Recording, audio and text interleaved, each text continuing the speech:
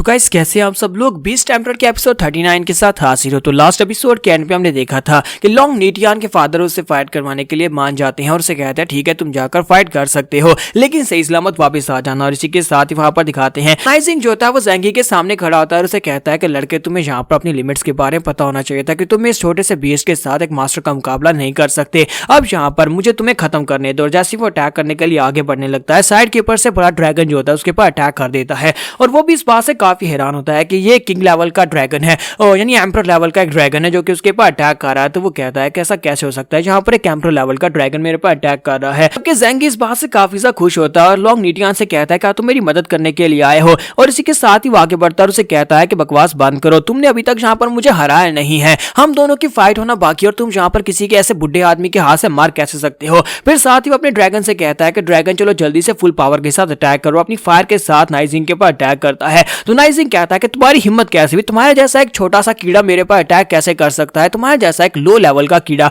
और साथ ही वो अपनी स्पाइन ऑफ टेरर को वहां पर शेप देता है, उसके अंदर से रिब्स निकालता है जो कि स्पाइस की तरह काम करती है और ड्रैगन की पूरी बॉडी को वो पियर्स कर देता है। ड्रैगन जख्मी होकर ग्राउंड के ऊपर गिर जाता है। तो लॉन्ग नीटियान कहता है कि जो तो बहुत ही बुरा हुआ, मेरा ड्रैगन बहुत ही बुरी तरह जख्मी हो गया है। तो नाइजिंग नीचे उतरता है और कहता है कि तुम्हारा ये एम्परर लेवल का बीस्ट मेरे सामने कुछ भी नहीं है क्योंकि ये बहुत ज्यादा कमजोर है। यंग मास्टर लॉन्ग जो होता है वो अपने ड्रैगन से कह रहा होता है कि तुम तो वाकई में बहुत ज्यादा कमजोर निकले, जबकि ड्रैगन चिल्लाकर उसे कहता है कि ये तुम कमजोर हो, मैं कमजोर नहीं। और इसी के साथ ही यंग मास्टर लॉन्ग उसे कहता है कि हम लोग यहाँ पर हारने के लिए तो बिल्कुल भी नहीं आए थे, हम लोग यहाँ पर फैसला करके आए थे कि हम लोग अपने सेक्टर को महान बनाएंगे और हमें यहाँ पर फॉरबिडन टेक्निक को यूज करना होगा। और इसी के साथ एक बैकग्राउंड का सीन दिखाते हैं जहाँ पर इनके बारे में दिखाया जाता है 3 महीने पहले यंग मास्टर लॉन्ग जो होता है असल में ये लॉन्ग फैमिली के है भी नहीं और उनके सेक्टर का नाम ये है भी नहीं जो इन्होंने यहाँ पर रखा हुआ है। और ये बहुत ही गरीब लोग हैं, बहुत ही छोटे से घर में रहते हैं। और तो डैड जो होता है उसके पास आता है और उसे कहता है कि बेटा तुम्हारे लिए एक बहुत ही अच्छी न्यूज है, हमारे जो पेपर्स हमने सबमिट करवाए थे इस बार के कंपटीशन के लिए वो सिलेक्ट हो गए हैं और हम यहाँ पर इस कंपटीशन में हिस्सा लेने के लिए जाने वाले हैं। तो उसका बेटा बहुत ज्यादा खुश हो जाता है और कहता है फादर जी बहुत ही अच्छी बात है,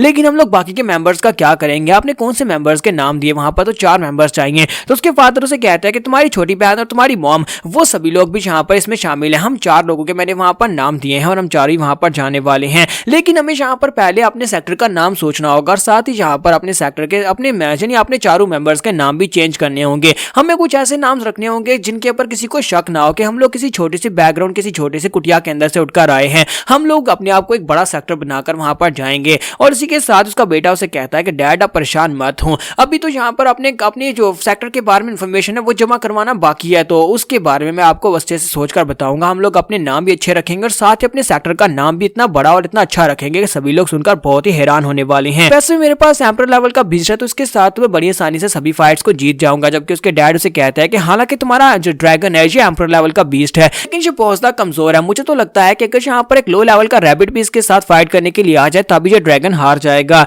उसी के साथ ही उसे कहता है लेकिन डैड आपको पता है ना कि हमारे पास इसके स्पेशल स्किल है जिससे ये अपनी पावर्स को मुझ में ट्रांसफर कर सकता है, उसके साथ हम लोग फाइट जीत सकते हैं। तो उसके डैड उसे कहते हैं कि हाँ तुम फाइट को जीत सकते हो लेकिन उसके लिए तुम्हें यहाँ पर अपनी पावर्स को रिजर्व करके रखना होगा। अगर तुम यहाँ पर डेली प्रैक्टिस करते हो, अगले 3 महीने में यहाँ पर डेली प्रैक्टिस करो तो 90 दिन में एक पॉइंट भी जमा करो तो तुम्हारे पास 90 पॉइंट्स की एनर्जी जमा हो जाएगी और 90 पॉइंट्स की एनर्जी के रिजर्व के साथ हम इस कंपटीशन को आसानी से जीत पाएंगे। बेटा उसे कहता है कि हाँ डैड मैं बहुत ज्यादा मेहनत करूंगा। और उसके बाद नेक्स्ट सीन जो होता है कंपटीशन स्टार्ट होने से 1 हफ्ता पहले का दिखाता है कि फादर उसके पास आते हैं और कहते हैं 1 हफ्ता रह गया है, हमें कंपटीशन के लिए निकलना होगा, तो क्या तुमने यहाँ पर अपनी तैयारी कर ली, क्या तुमने सारी एनर्जी को रिजर्व कर लिया। तो वो कहता है डैड क्या कंपटीशन स्टार्ट होने में सिर्फ 1 ही हफ्ता बचा है, मुझे तो लगा था कि अभी काफी सारा टाइम बचा है। और इसी के साथ ही वो ट्रेनिंग करना स्टार्ट कर देता है क्योंकि उसके बेचारे के पास अभी तक यहाँ पर पावर का कोई रिजर्व नहीं होता और 1 हफ्ते में वो सिर्फ और सिर्फ 25 पॉइंट्स ही गैदर कर पाता है और 25 पॉइंट्स को उसने पहले यहाँ पर यूज कर दिया हुआ है। सीन हमारा प्रेजेंट में आता है जहाँ पर वो अपने ड्रैगन से कहता है ड्रैगन चलो यहाँ पर फॉरबिडन टेक्निक को यूज करते हैं और साथ ही उसे कहता है कि मुझे यहाँ पर 10 पॉइंट्स दे दो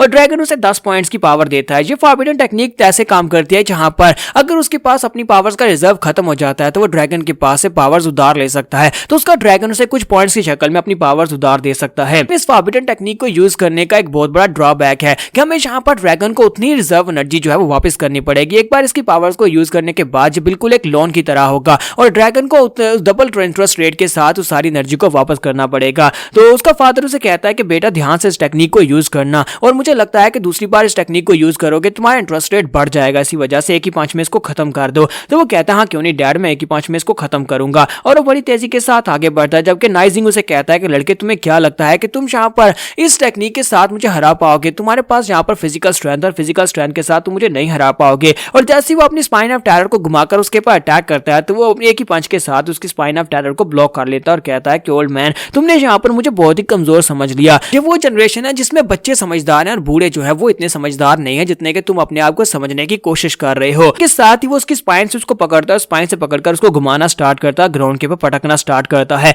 जब किसी के साथ ही नाइजिंग उसे कहता है कि ऐसा कैसे हो सकता है, तुम यहाँ पर मेरी स्पाइन ऑफ टेरर के सामने कैसे टिक सकते हो, और फिर से अपनी स्पाइन ऑफ टेरर के साथ उसके ऊपर अटैक करता है। जब वो फिर से उसके ऊपर अटैक करता है, साथ ही वो अपनी स्पाइन ऑफ टेरर को यहाँ पर गम गम करते हुए बहुत सारी उसके ऊपर अटैक करता है, बहुत सारे स्टैब्स लगाता है। तो उस बेचारे की बॉडी भी बुरी तरह जख्मी हो जाती है, उसकी बॉडी से ब्लड बह रहा था और वो पीछे की तरफ फटता है। उसके डैड और ज़ेंगी दोनों चिल्लाकर उसे कहते हैं कि बचो, और इसी के साथ ही फिर से दिखाते हैं स्पाइन ऑफ टेरर जो होती है फिर से उसकी तरफ आके बाड़ी होती है और फिर से उसको स्टैब करने के लिए आगे बढ़ता है। जबकि लॉन्ग जो होता है वो अपने ड्रैगन से कहता है कि मुझे यहाँ पर और 10 पॉइंट्स दे दो। जब उसे और 10 पॉइंट मांगता है और इसी के साथ ही स्पाइन के साथ अपना पंच टकराता है तो उसकी पावर इतनी ज्यादा होती है कि नाइजिंग जो होता है वो उड़ता हुआ पीछे जाकर एक पहाड़ के साथ टकराता है। तो वहां पर गिरने के बाद वो भी बहुत ही बुरी तरह जख्मी हो जाता है, लेकिन फिर से वो उठता है और कहता है ऐसा नहीं हो सकता, ऐसा बिल्कुल भी नहीं हो सकता, मैं यहाँ पर तुम्हारे जैसे बच्चे के हाथ से बिल्कुल नहीं हार सकता, तुम यहाँ पर मेरे हाथ से मरोगे। और इसी के साथ ही वो बड़ी तेजी के साथ जंप करते हुए उसकी तरफ आके बढ़ता है और उसके ऊपर अटैक करता है, जिसकी साथ ही वो अपनी अपनी जो उसकी स्पाइन होती है उस स्पाइन के अंदर से अपनी रिब्स को बड़ा करता है और उसके साथ रिब केज बना देता है और उस केज के अंदर लॉन्ग टियान को कैद कर लेता है और उसे कहता है कि बच्चे, क्या अब तुम्हारी कोई आखिरी ख्वाहिश बची, अगर कोई आखिरी ख्वाहिश है तो बता दो। जब किसी के साथ यंग मास्टर लॉन्ग कहता है कि मेरे आखिरी वर्ड्स वो तो तुम्हें यहाँ पर कहने चाहिए क्योंकि तुम यहाँ पर मरने वाले हो।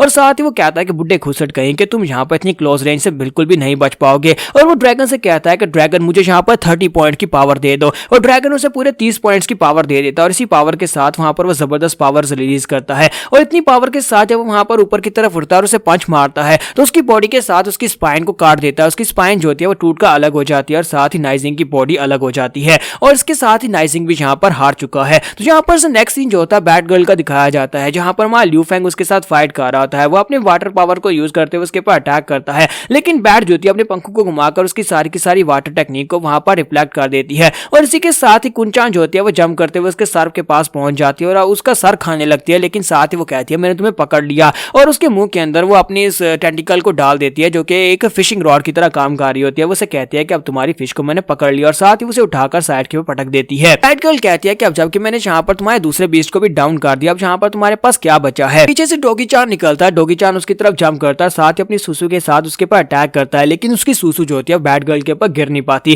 क्योंकि वो नीचे की तरफ घूमते हुए साथ ही फिर से अपने टेंटिकल्स के साथ उसके ऊपर अटैक करती है और बेचारा पीछे की तरफ गिर जाता है। तो वो कहती है पहले मैंने जहाँ पर इस डॉगी को जख्मी किया था ये फिर से मेरे पर अटैक करने के लिए कैसे आ गया। वो साइड के ऊपर देखते हैं तो वहां पर सिस्टर गावलिंग जो होती है वो अपनी बटर रैबिट के साथ उनको हील कर रही होती है। वो सभी लोग हील होने के बाद दोबारा से फाइट करने के लिए आ जाते हैं। बैट गर्ल कहते हैं कि पहले मुझे इस लड़की का कुछ ना कुछ करना होगा, पहले इस हीलिंग वाले रैबिट का कुछ करते हैं, उसके बाद इन सभी से निपटूंगी। तो यहाँ पर हम लोग अपनी एपिसोड 39 का एंड करेंगे और नेक्स्ट एपिसोड में देखेंगे कि अब यहाँ पर क्या होने वाला है। क्या ल्यू फेंग यहाँ पर अपनी फाइट को जीत पाएगा? वो तो जाहिर सी बात है जीत जाएगा। तो उसके बाद इनका जो ग्रैंड मास्टर है क्लैन ऑफ फ्रीडम का वो फाइट में उतरेगा, तो कौन इस फाइट को जीत पाएगा ये हमें नेक्स्ट एपिसोड में पता चलेगा। एपिसोड की एक्सप्लेनेशन अच्छी लगी हो तो कमेंट करके जरूर बताइएगा और वीडियो को लाइक करना मत भूलिएगा। Thank you.